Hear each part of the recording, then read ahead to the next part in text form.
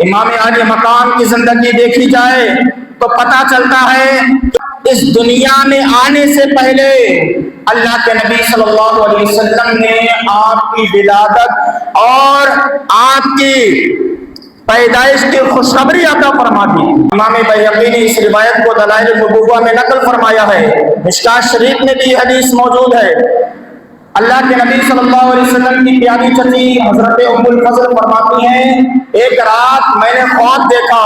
اور وہ خواب بہت زیادہ حیرت ناک تھا، ڈرانے والا تھا۔ میں اللہ کے نبی صلی اللہ علیہ وسلم کی بارگاہ میں حاضر ہوئی، عرض کیا یا رسول اللہ میں نے خواب دیکھا اور وہ خواب مجھے پریشان کر رہا ہے، وہ خواب مجھے ڈرا رہا ہے۔ حضور نے فرمایا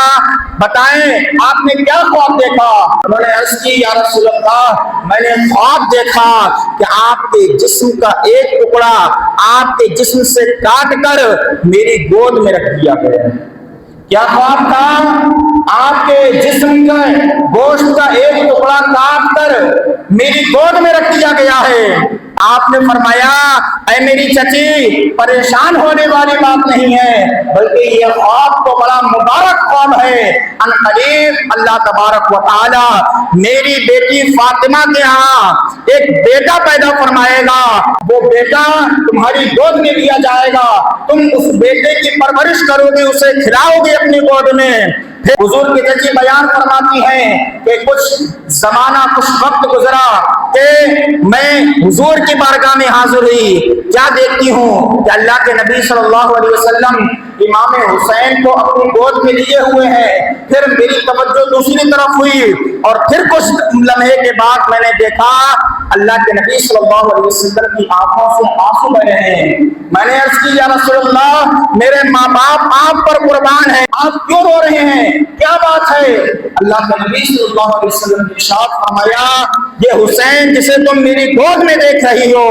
ان قریب میری امت کے کچھ لوگ میرے بیٹے حسین کو قتل کر دیں گے۔ ان قریب میری امت کے کچھ لوگ میرے بیٹے حسین کو قتل کر دیں گے،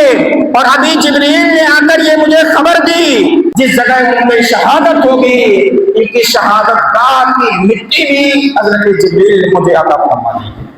محترم بزرگوں اور دوستو دیکھیں امام عالی مقام کا مرتبہ اور مقام کتنا بلند ہے کہ دنیا میں ابھی تشریف نہیں لائے، لیکن دنیا میں آنے سے پہلے ہی اللہ کے نبی صلی اللہ علیہ وسلم ان کی ولادت اور پیدائش کو خوشخبری عطا فرما رہے تھے۔ اور ساتھ ہی ساتھ اللہ کے نبی صلی اللہ علیہ وسلم کا جو علم ہے، جو ہمارا اور آپ کا سب کا اہل سنت و جماعت کا عقیدہ ہے کہ اللہ تبارک و تعالیٰ نے آپ کو غیب کا علم عطا فرمایا۔ علم کا علم کسی کو نہیں ہوا کرتا ہے، جو خاص علم ہوا کرتا ہے، اور ایک ان 5 جو خاص علوم ہیں، ان 5 علوم میں سے ایک علم ماں کے پیٹ میں کیا ہے، وَيَعْلَمُ مَا فِي الْأَرْحَامِ، اللہ کی شان ہے کہ وہ ماں کے رحم میں جو چیزیں ہوتی ہیں، جو بچہ ہوتا ہے بیٹا ہے یا بیٹی ہے، یہ اللہ کی شان ہے کہ اسے اس کا علم ہوا کرتا ہے۔ لیکن اللہ نے فرمایا کہ اللہ اپنے غیب پر اپنے پسندیدہ رسولوں کو مطلع بھی فرما دیا کرتا ہے۔ تو آپ اس حدیث سے اندازہ لگائیں، اللہ کے نبی صلی اللہ علیہ وسلم نے فرمایا،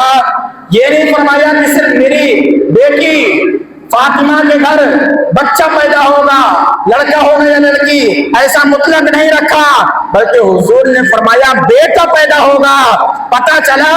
کہ اللہ کا کہ نبی صلی اللہ علیہ وسلم کو اس بات کا بھی اللہ نے علم دیا تھا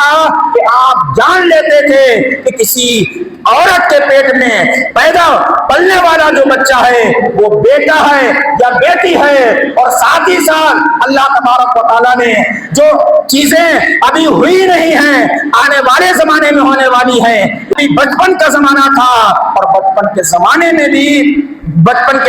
میں ہی اللہ کے نبی صلی اللہ علیہ وسلم نے ان کی شہادت کی خبر عطا فرما دی۔ تو جس طرح سے یہ امام علی مقام کی منقبت، فضیلت اور عظمت کو بیان کرتی ہے، اسی طرح سے یہ حدیث اللہ کے نبی صلی اللہ علیہ وسلم کے علم غیب کو بھی بیان کرتی ہے۔